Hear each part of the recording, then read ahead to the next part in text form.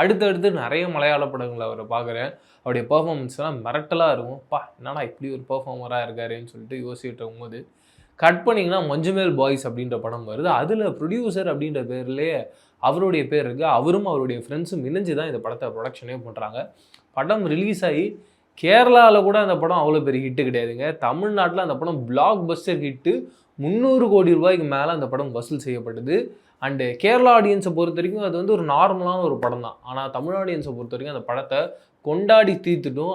அப்படி ஒரு எக்ஸ்ட்ராடனரியான output and அப்படி ஒரு எமோஷனல் கனெக்ட் இருந்தது. முக்கியமாக அந்த கொகைக்குள்ளே விழுந்ததுக்கப்புறம் சுபாஷை தூக்குவாங்க தெரியுங்களா, இந்த கண்மணி அன்போடு காதலன் அப்படின்ற அந்த சாங்கை ஒரு படத்தில் எந்த அளவுக்கு ப்ளஸ்ஸாக ப்ளேஸ் பண்ண முடியுமோ அந்த அளவுக்கு ப்ளஸ்ஸாக ப்ளேஸ் பண்ணி ஒரு முழுக்க முழுக்க கம்ப்ளீட்டான ஒரு சினிமேட்டிக் எக்ஸ்பீரியன்ஸை நல்ல எமோஷனோடு கொடுத்துருந்த படம் தான் அந்த Manjummel boys. Black Bastar hit ஆனதுக்கப்புறமா தொடர்ந்து ஷோபின் பல படங்கள் நடிச்சிட்டு இருந்தார். அதில் மிக முக்கியமான படமாக கூலி படம் வருது.